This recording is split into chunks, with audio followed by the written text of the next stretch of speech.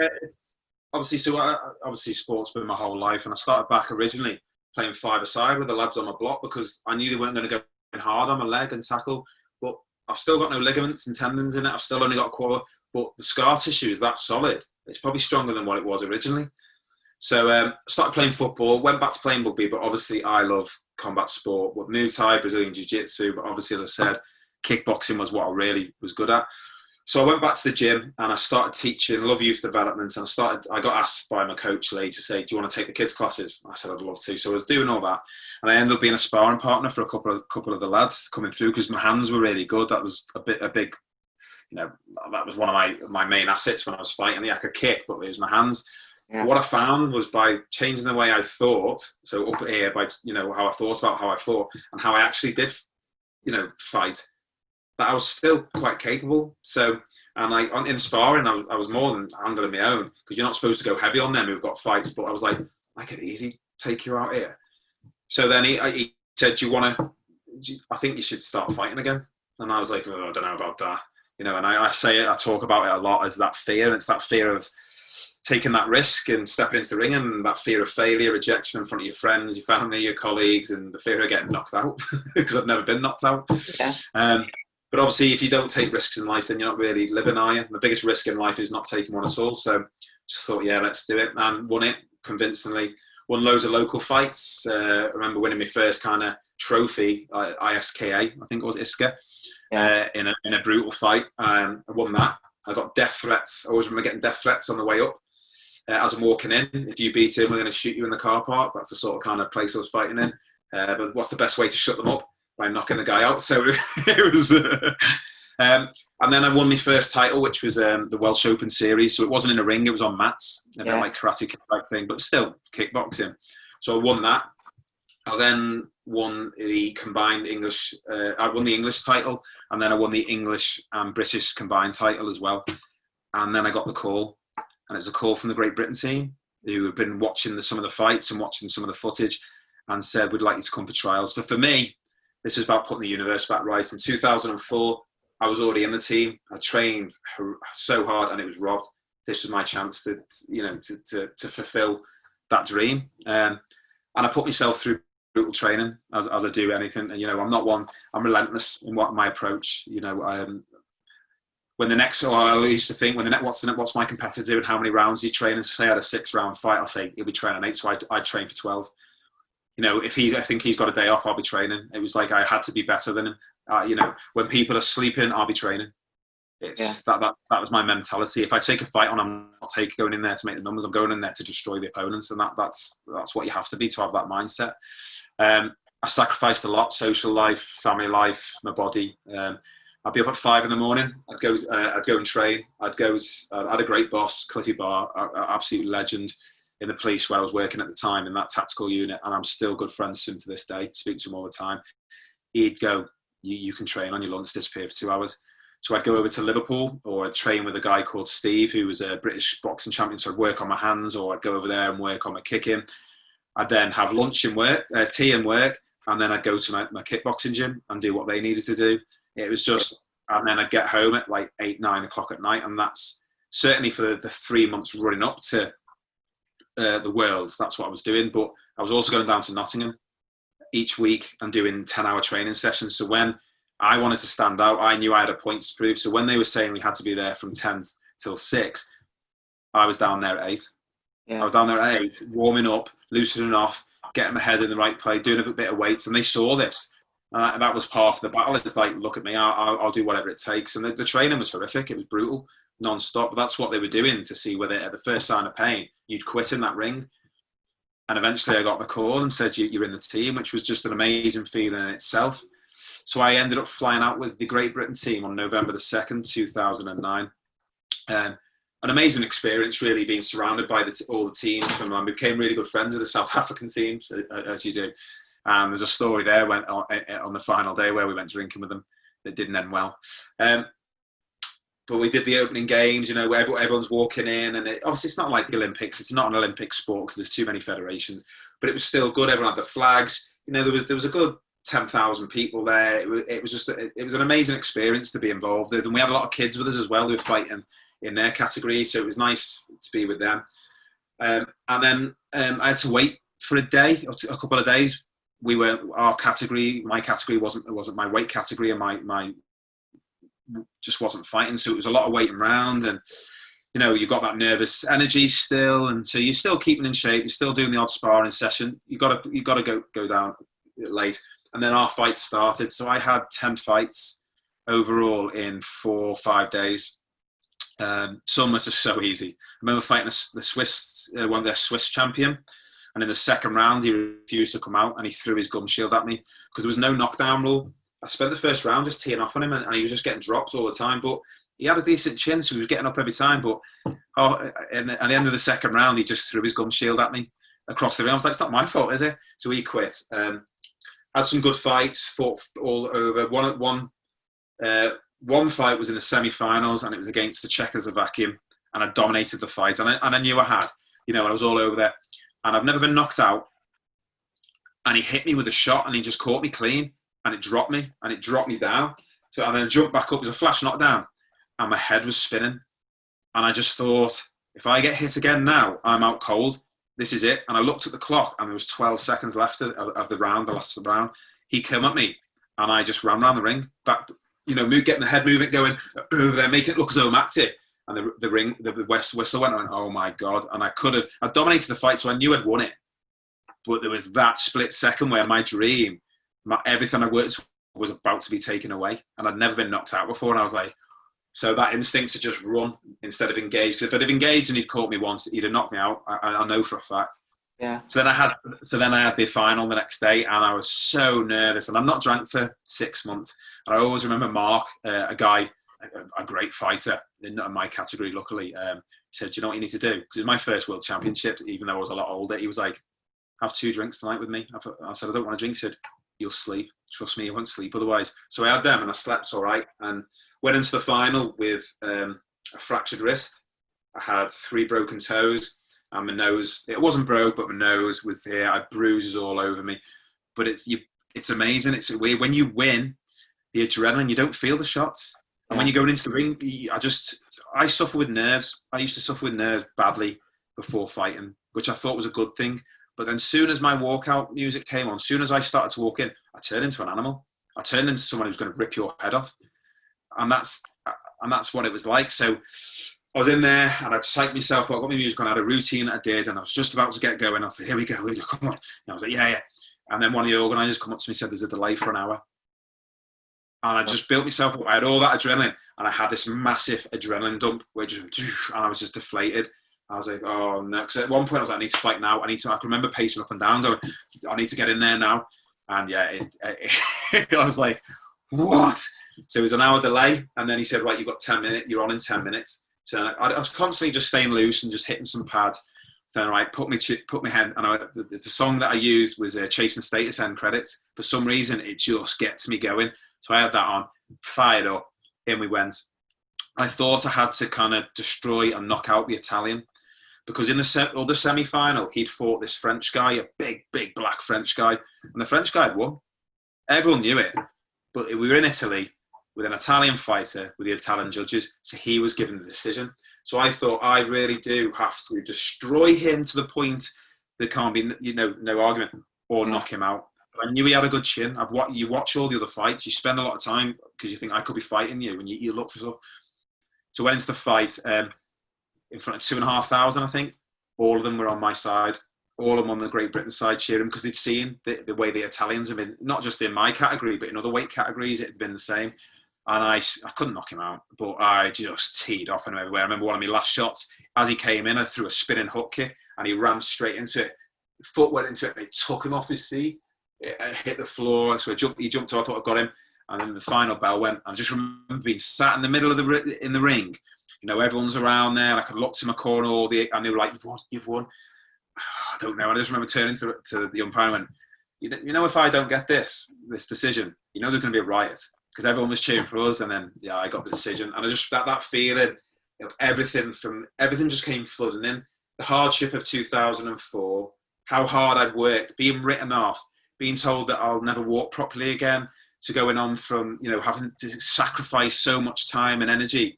I just remember me coach running on and grabbing me And I just burst into tears. You know, I just literally, and I think I must have just stood there in the middle of the ring, hugging him for about 4 minutes. Just this release of emotion. And then from that, I just went on this massive high, because you go on a huge high after it. And it was just probably a pinnacle of my life, really. Is not just because I won the world title. It's the fact that what I had to sacrifice, what I had to do to get there, to get that end result. And it was just amazing. And then that night, like one of my best mates, who was my sparring partner, Bry, he got a silver medal in his category, so it was brilliant. He came second. And at one point, we were on for fighting each other. And I said, I'm better than him. And he's like, yeah, I'm glad I didn't have to fight you, because I said, no offense, mate, but I will be trying to kill you in that ring. So we went out with this South African team, didn't we? Stupidly. And they had this thing called Penny for the Queen. So you've got a drink, and they have a penny. And if they get it into your drink, whatever you're drinking, you've got it down. So my mate Bry had a carafe of wine. And while he was talking to me, someone just threw it in. So he downed that, and he was my roommate. We were absolutely hammered, and he disappeared. I remember getting back to my room, opening up the door. Bry opened up the bathroom. He was upside down in the bathroom with sick everywhere. And I just remember looking at him going, you're cleaning this up, and just shutting the door. We flew back the next day, because ours was at the very end of the games, and we were walking through security, and like I'm limping. I've got my eyes there, and they stopped me and they're like, "Oh, who are you?" What? And I said, "Oh," and in my bag I wasn't putting hold out the belt. And then they were all like, and this was in Charles de Gaulle Airport, and we only had a 40-minute transfer time, and it's a huge airport. So they were like, "Oh no, wait." They were putting the belt on and getting pictures and stuff. I was like, I need to make me flight. But Bry was just a mess. Luckily, we had seats to ourselves. I just remember looking over, taking pictures of him like that, and he's just there going, ugh. So yeah, came home, massive party at our house. You know, everyone went, and my wife tore strips off me and said, "That's it, you're not fighting anymore." And I said, "What? You know, I'm a sponsored fighter now. I'm in magazine." And she said, "No, what else have you got to prove? You just spent 6 months. We've not seen you. We've got the kids there. I've had to do everything, and I've allowed it because what else have you got to prove?" I was like, I know. I had a few more fights after that, and then decided to retire because I had achieved the ultimate. So, and I'd sacrificed my body as well. You know, I've got my knuckles back here from a fight. I had an external pin there out when their first round. I just hit someone with a shot and broke my scaphoid. I won that fight. They were telling me to get out. I refused, and it was probably my best kicking performance ever. But because I had no guard, there's pictures of us after the fight. I'm bleeding everywhere, like down here, cut. He's got a few bumps and that, but I dominated the fight. So, but yes, then chose to I retired then. And my last fight was in 2011 for charity in front of 2,500 people, boxing, because I could do most. And yeah, I won that as well. So went out on a high and won that. So yeah, it's mad, isn't it? It's incredible. It is incredible. I mean, it's a few things I'd say there. I mean, obviously the achievement itself is incredible on so many levels, you know, physically, emotionally, mentally, you'd even say spiritually in some just everything you had to pull strength from, you know, to actually achieve it. So that's amazing. And the other thing is, yeah, I mean, going out on a high, it's good because obviously, you know, as well as I do, so many fighters don't, and they try and go on too long and everything. So it's good that you finished on that. At the weekend at the UFC. Yeah, it's a prime example. Yeah, prime example. You know, it's a good show, but it's sad to see sometimes. It's you know, but you know, that's each to our own. We're all different. So moving on from that now, obviously, getting to, I suppose we're getting into the cancer side of things now, which is obviously there. Now, obviously, one thing I am just going to say before we get into that is, hopefully, you're okay reliving all this stuff. I mean, you know what I talk about? Yeah, but people say, do you not have PTSD from your accident? I'm like, no, nothing. It doesn't bother me at all. Talking about it's the same with the cancer and everything I've been through, as we're going to get into, which is just more horrific probably than the bike accident. But yeah, just checking because obviously it is. I mean, it's one of those things where.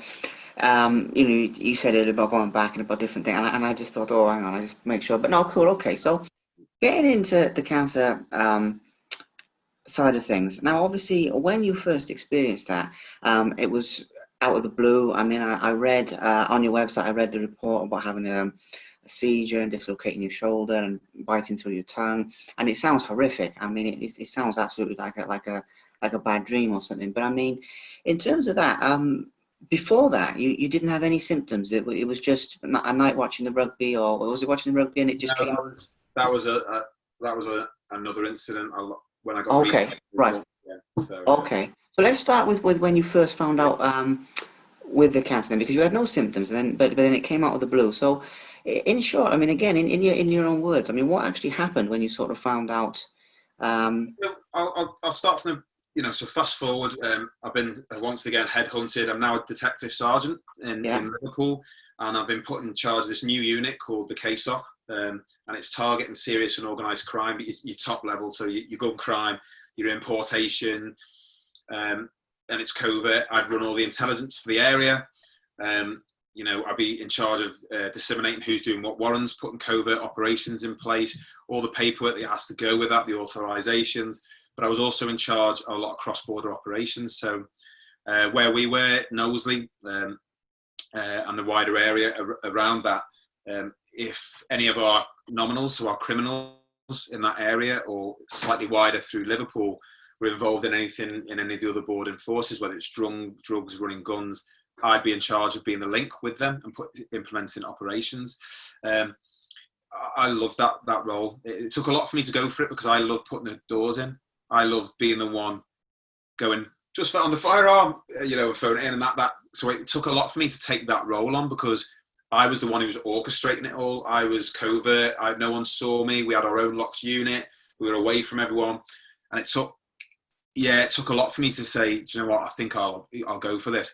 But I'm glad I did because I still got so much joy from sending out their version of the TAC team, they were called the NST, to a job and then getting a phone call saying we just recovered 3 shotguns, an Uzi and like £500,000 worth of cash. So I'd be like, I get that same satisfaction. So it's May the 1st. And as you're probably aware, if I'm doing something, I do it to the best of my ability. I'm relentless in my approach. So I should have been on 8 4s, 9 5s as the face of the unit because I had to take lots of meetings with the command teams, the chief cons. I had to show, because it was a new unit, I had to show the chief con round, MPs and stuff, that, our room and what we're involved in. I just loved it. So I just remember saying, and I'd get in there at 5, I'd get up about 6, kiss the kids, because they were still young then, on the head, goodbye. I'd be in, I'd go through all the intel, I'd work out what operations I had on, which ones I was going to do before anyone came in. So I already had my head on what I'm doing. They come in, I'd brief them, I'd task them to various things to go and check on stuff, to go and set up an observation point or liaise with the district surveillance unit. I loved it, I absolutely loved it. And I wouldn't get off until 8, 9, 10, 7, 8, 9, because that's what I did. I was first in and I was last out. That's what I thought I had to be. I am in charge of this. There's going to be no mistakes. So it's May the 1st and I'm on parade and I say to my staff, listen, it's my daughter's birthday tomorrow. I need to be off on time. I said, I have to be off on time tomorrow.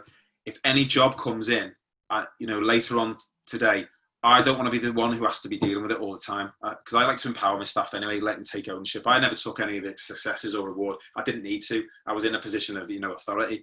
And we had a good working relationship. I was firm, I was fair, and I was lenient with them, but they didn't dare mess with me. They knew if they were going to cross a line.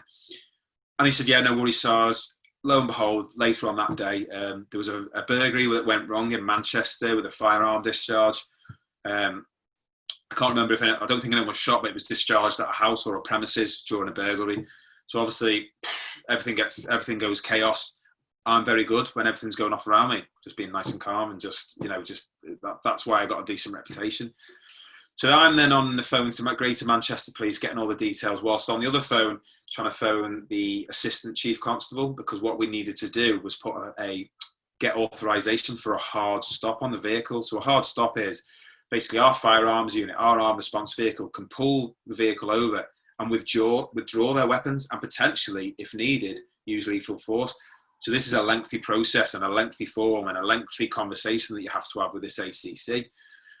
It got to about 9 o'clock at night, and without me saying anything, one of my colleagues, Joe, who I trusted, said, Sarge, I'll take over it. I've done one of these before. I can speak to the ACC because I couldn't get hold of him at one point. I said, Joe, you're a star. You know what you're doing, don't you? Yeah. I said, I'll be back in about 5 in the morning because I want to get off tomorrow. She says, yeah, no worries. So I remember going home, leaving about 10, 9:45. Got home for about 10:30, had some cereal and went to bed. I then came round at midnight with paramedics in my bedroom working on me.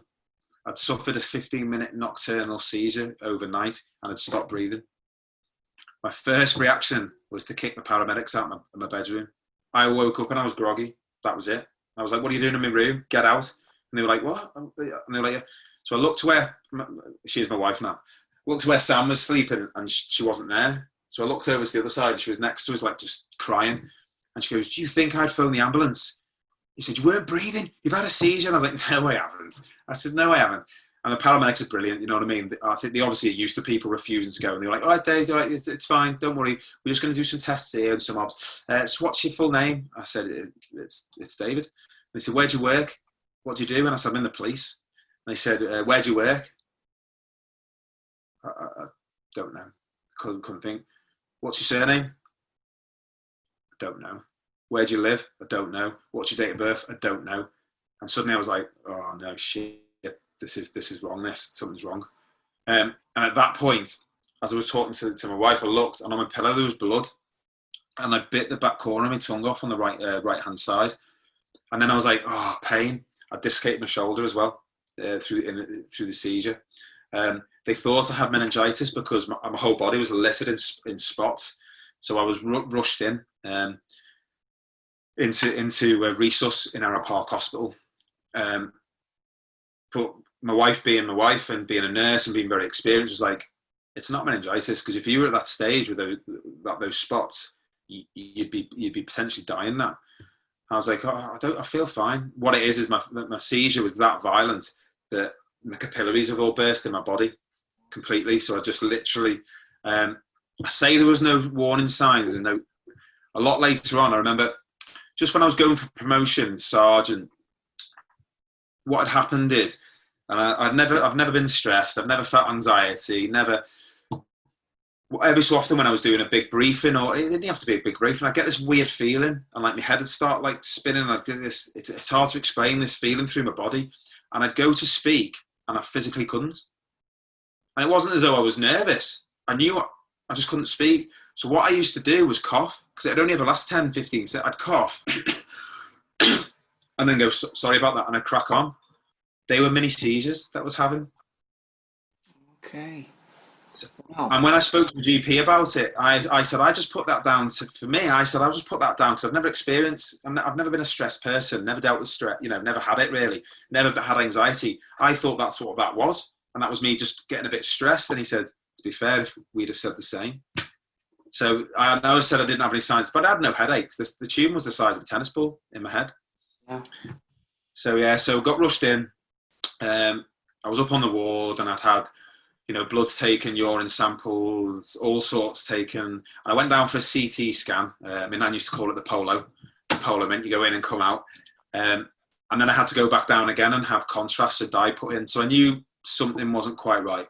So I was up in the room. Obviously, it's my daughter's birthday. My mum was there. Sam was there. My dad, my sister. So I had this room full of people, and the consultant walked in. And she was taken aback a bit because the amount of people were in there. So I introduced people. They said, we've got the results of your scan. We need to speak to you about it. Do you want me to say it now? I just knew it was bad. I went and won everyone out of the room, everyone, apart from Sam. So, and I remember it, she just went, the results of your scan, unfortunately, we've discovered a large mass in the front hemisphere of your brain. We're not a specialist hospital, but we've liaised with Bolton Neurology, an amazing hospital. They've confirmed it's a glioma tumour in the front hemisphere of your brain. So I was like, okay. And then when they're looking at you to see what your reaction is, and I just remember turning to Sam, just seeing her, and she wasn't even crying. I just burst into tears, like I was just streaming. And then they were saying, we don't want to keep you in. It was a Friday. It was stunning weather. Liverpool were playing Newcastle on the final day of the season on the Sunday. And they said, we don't want to keep you in. It's too nice weather. So they put me on dexamethasone steroids. And what they do is they keep the swelling down in the brain. Because I think it got to a point where it was that big and the swelling, it just triggered it in the night. Very lucky, because I went for a 15-minute seizure and I'd stopped breathing. Anything over 5 minutes, your brain gets starved of oxygen. There's lots of complications. And I came out of that. I know I dislocated my shoulder and bit my tongue with no long-term problems from it. So again, I feel very lucky for that. So then they put me on those dexamethasone steroids, which are brutal, and I'll talk about them later, horrific. I then was given anti-seizure tablets, and I was given tablets to combat the side effects from the steroids and the tetherline. So I was like, you could rattle me. I was like a pillbox. And I was sent home, but it was a bank holiday weekend, so it was a bank holiday. So my appointment at Bolton wasn't until the Tuesday. So I had Saturday, Sunday, Monday just sent away with no plan, didn't know what was going on. And I talk about it as well. I was in charge of a serial as a sergeant at the Everton versus Tottenham game. So the serial is like, we're all in riot gear. If it kicks off, we get sent in. It never did. But we get to watch the games. You're there and you're all in your unit and you stood by the side. And I was having banter with a lad. I didn't know him that well, but he was an Everton fan. I'm a Liverpool fan. So I was giving him it all about what was the last thing you've worn. And they were like, oh, is it going to be your year, is it? I know, a few weeks later, he had a stroke and a seizure. He died 3 months later of a brain tumour. So I thought that was what was going to happen to me. So I had to live Saturday, Sunday, Monday as though everything was normal for the kids, for everyone. And I had loads of people wanting to come around and see me. And we were talking about this with my wife the other day. She just wanted to lock the doors and kick everyone out and say she didn't want to deal with anyone. But obviously she didn't want to because it was my family and it was my friends. And so I went to Bolton on the Tuesday with my sister and my wife. And I remember walking in and I sat down and there was Professor Eldridge there, who is, I couldn't believe he was my surgeon. He was the top surgeon in Britain. He did the guidelines for NICE, which is the kind of the protocols for neurosurgery. So any specialist in the country gets stuck, they go to him. He was my surgeon. But on the flip side of that, he wasn't very good with people, his personal skills. I think he was probably on the spectrum. But I think to be that good at something, that dedicated to be so focused, I think you have to be. Yeah. So we had my neuro nurse, Anna Crofton, who I'm still mates with today. I'm still friends with her. We follow each other because I had to have 3 month scans. So I just remember sat there and I said to them, right, I feel as though I'm on death row. I've just walked the Green Mile now into your office and I'm sat here in the chair ready to be executed. I'm waiting for that phone call from the governor. You're the governor. Is there anything? And I told them the story about what happened to that guy and they went, yeah, there is something we can definitely do. You do have longer than 3 months. So I was like, right. And they span the screen round and there's just a large white mass on the left, the right hemisphere of the brain, the size of a tennis ball. So it was huge. We had a few discussions and he said, you won't see him again until surgery. You'll be dealing with Anna, which I did. Surgery was booked in for 6 weeks later because they knew it was a low grade one by the colour because it was white. If it's white, when they put the dye in, the cells aren't mutating that quick, so it holds the dye. If it's black, it means they're mutating very quickly, and it means it's a higher grade tumour. So mine was a 1 or a 2, so it was given 6 weeks. So it could have been growing in my head for 3-4 years, is basically before it got to that size where it's triggered the seizure. Those 6 weeks were the worst 6 weeks. I slept 2 to 3 hours every night. That was it. I'd go to bed and I always just explain it like my bed was like my prison. I'd lie down, when you try and force yourself to sleep, but there's just no happening. So I'd be in my bed and I'd be going, I'm going to die. I'm going to leave, my wife with debt. She's going to have to sell the house. She's going to have to, move out. I'm not going to see my daughter grow up. I'm not going to walk her down the aisle. I'm not going to see my lad grow up to be the young man he's going to be. I'm not, just all this just spinning in my head all the time, constantly. I don't want to look weak. Don't cry in front of the kids, which is stupid. I'd fall asleep. I'd get about an hour. As soon as I wake up, bang! All these thoughts are swirling in my head. So I'd get up and I'd go downstairs just because I didn't want to just be sat there. And I'd get up and I'd do DIY. So sometimes Sam would come down and I've wallpapered a feature wall. I've taken doors off. I've painted them just to take my mind off it. But what I used to do was go for a run because stupidly, and looking back now, I didn't want. I'd gone from being like a guy in charge of his life, in charge of a high-profile unit, a guy who played rugby, sport, a stocky lad, driving, in charge of my own life, to suddenly overnight, I couldn't drive, I couldn't work, I had my wife checking on me every 5 minutes, naturally, because she'd seen me had that seizure. She'd seen me stop breathing. It had all just been taken away from me.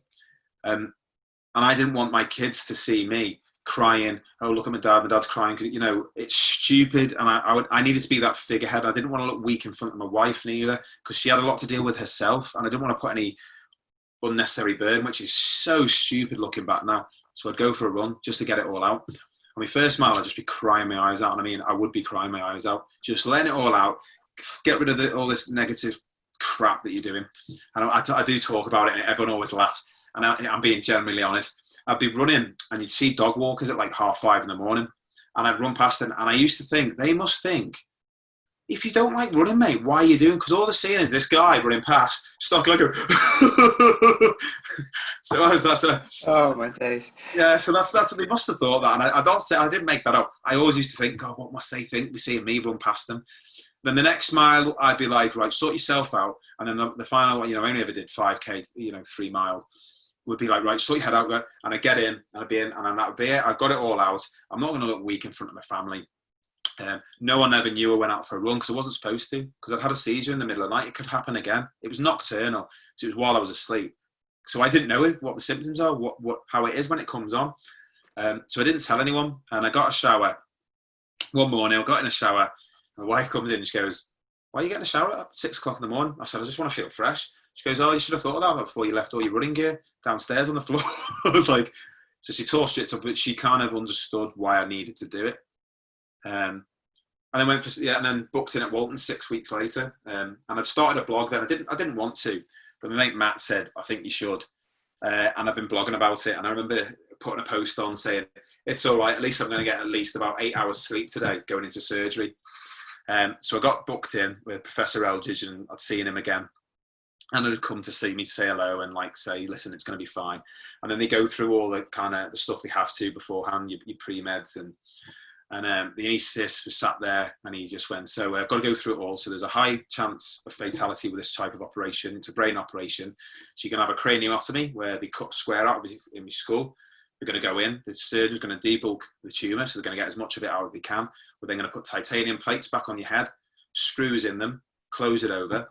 He said, "But on the chance, you know, but also you may get a bleed on the brain. You could get aneurysms, strokes, infections. But where mine was as well was where my high level of thinking was, my risk assessment was, you know, being an adrenaline sports person, climbing, you know, I was like, well, if that goes, I'm screwed. But also my personality. So even if I was to make it, or, you know, if I did make it, I may come back as someone completely different, and I wouldn't know anything about it. I would think it normal, and everyone else would notice. So I had all these kind of, you know, brilliant. And then Professor Eldridge came up, and then he drew a you know, went through a bit of procedure and stuff, and then he drew an arrow on the back of my head. I said, "Why have you done that? What have you just done?" And obviously I'd shaved my head completely for that. And he went, "Well, I need to know where I'm operating." And I just went, you know, he didn't have a sense of humour. I said, "Considering you're the best surgeon in Britain, the fact you don't know where my head is, I'm not very confident with you. Is there anyone that could have a second opinion?" And he just I said, I'm joking, obviously. Went down for surgery. Stupidly, or not stupidly, I quite like being put to sleep. That feeling. I've had that many operations with it being kickboxing, certainly through the bike. I like that feeling of, you can feel the coldness going through the body, but I like fighting it, seeing how long I can stay awake. This time, definitely not. I was in tears all the way down for the reasons I just explained before, getting taken all the way down to the operating theatre, and you go into the holding room where you get ready. And it was just a hive of activity. I mean, there was 3 of everyone. And I was just lying there, and there was 3 anaesthetists, 3 that. And I always remember with the anaesthetist, I don't talk about this much, is leant over and said, "Does he need," I don't know what they said, whatever it was they need. And he looked me up and down, he said, "He's a fit lad, he should survive this." And then one of them went, "Are you all right?" And I said, "Why?" And he said, "You've gone grey. Do you want a pre-med?" And I said, "What's a pre-med?" And he said, "Well, does it just relaxes you?" I said, "How about you put me to sleep now? And let's just get this over with." A good idea, and they put me to sleep. To be continued. Everyone, please keep an eye out for the next episode of Dave Bolton's story, which can be seen on a Simply Inspired YouTube channel. Thank you very much for watching, and hope you enjoy the next episode. Thank you very much for watching. Please subscribe to the Simply Inspired YouTube channel, and there'll be more videos coming soon.